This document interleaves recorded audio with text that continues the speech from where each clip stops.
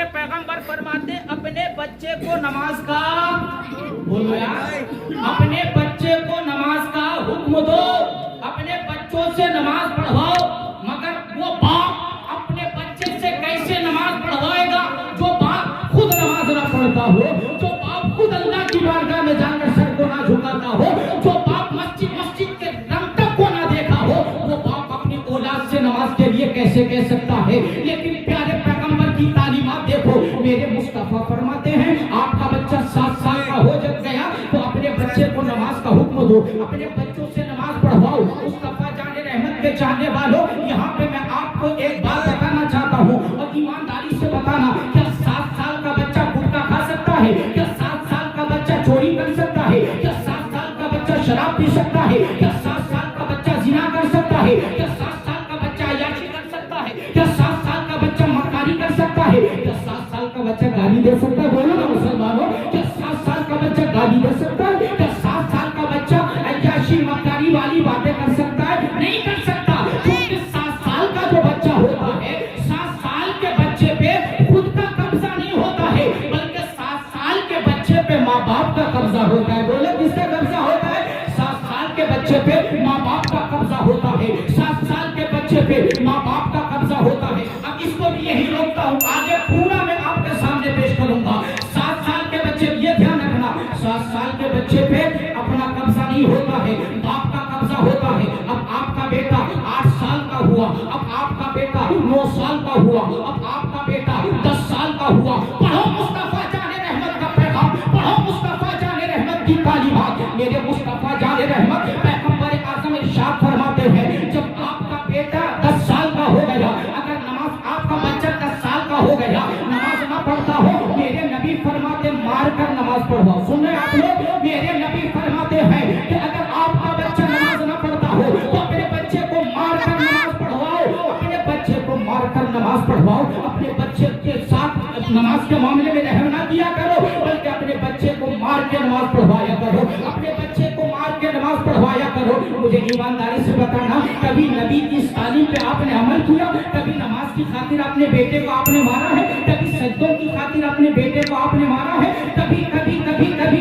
اللہ کی بارگاہ میں جا کر رکوع کرنے کے خاطر اپنے بیٹے کے اوپر آپ نے ہاتھ اٹھایا نہیں اٹھایا ہے ہم نے پیسوں کے لیے اپنے بچوں پہ تو ہاتھ اٹھایا دولت کے لیے تو اپنے بچوں پہ ہاتھ اٹھایا اقتدار کے لیے تو اپنے بچوں پہ ہاتھ اٹھایا اگر ہم نے ہاتھ نہیں اٹھایا تو ہم نے نماز کے لیے اپنے بچوں کے اوپر ہاتھ نہیں اٹھایا ہم نے نماز کے لیے اپنے بچوں پہ ہاتھ نہیں اٹھایا برادران ملت اسلامیہ نبی کی تعلیمات دیکھو اگر ہم نے 10 سال کی عمر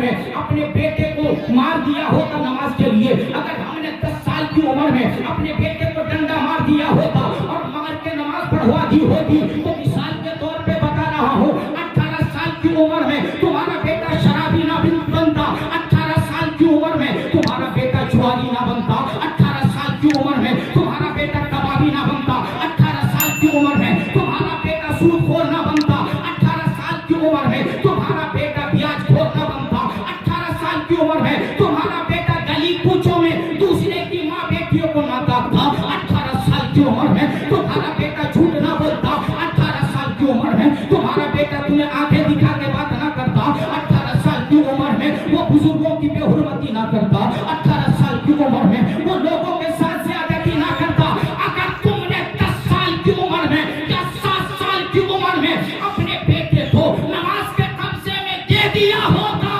تو سن لے تیرا بیٹا اللہ کا بھی فرما بردار بنتا اور تیرا بھی فرما بردار بنتا سبحان اللہ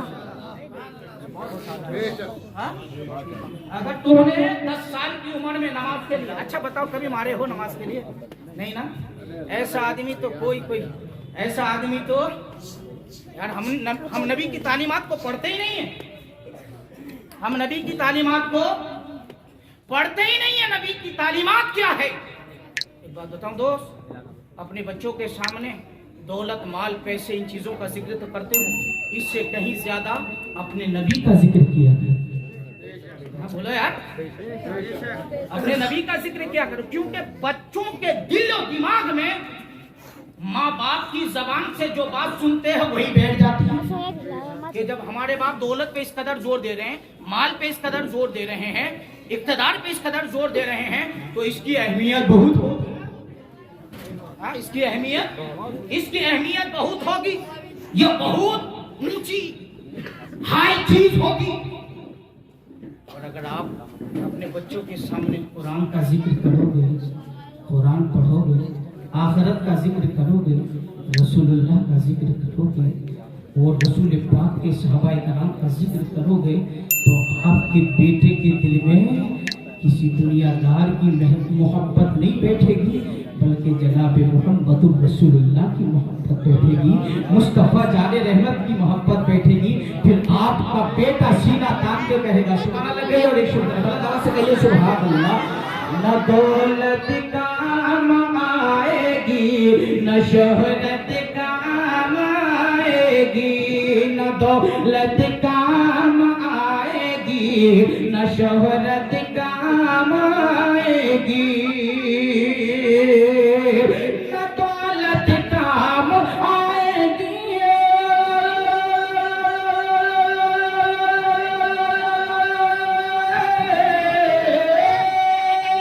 نہ دولت کام آئے گی،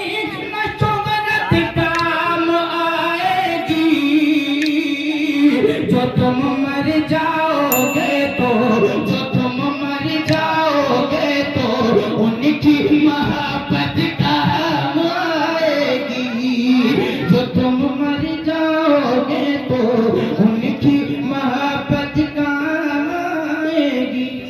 جب بیٹے کو نمازی بناؤ گے نا، نہ وہ تمہارا دل دکھائے گا، نہ سماج میں کسی کا دل دکھائے گا.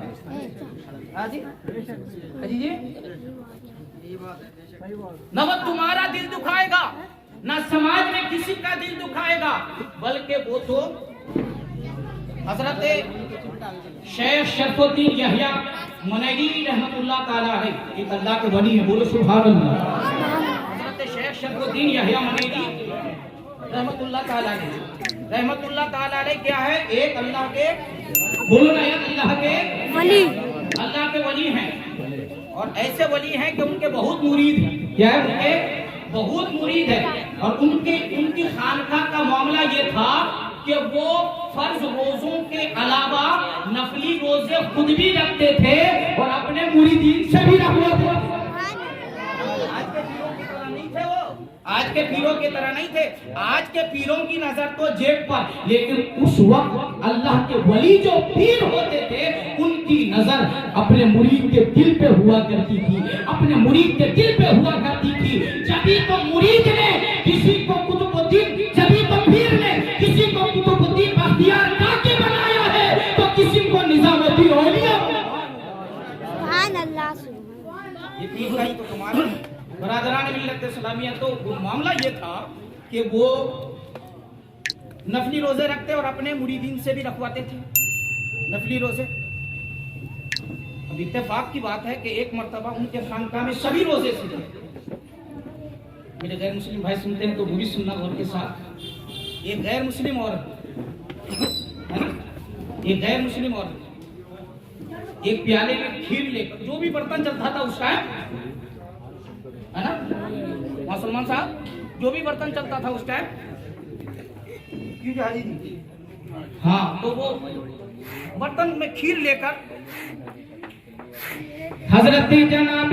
شیخ شرف الدین یحییٰ منیری رحمت اللہ تعالی علیہ کی خانقاہ کی جانب چلنے لگی. اور عنقریب حضرت جناب یحییٰ منیری رحمت اللہ، حضرت جناب شیخ شرف الدین یحییٰ منیری رحمت اللہ تعالی علیہ کی خانقاہ میں پہنچ گئی. جب خانقاہ میں پہنچی تو حضرت جناب شیخ شرف الدین اپنے مریدین کے ساتھ خانقاہ میں بیٹھے تھے. ادھر ادھر کی باتیں نہیں کر رہے تھے، بلکہ اپنے مریدین کو تعلیم دے رہے تھے، اپنے مریدین کو دین سکھا رہے تھے، اپنے مریدین کو قرآن سکھا رہے تھے، رسول اللہ کی باتیں سکھا رہے تھے.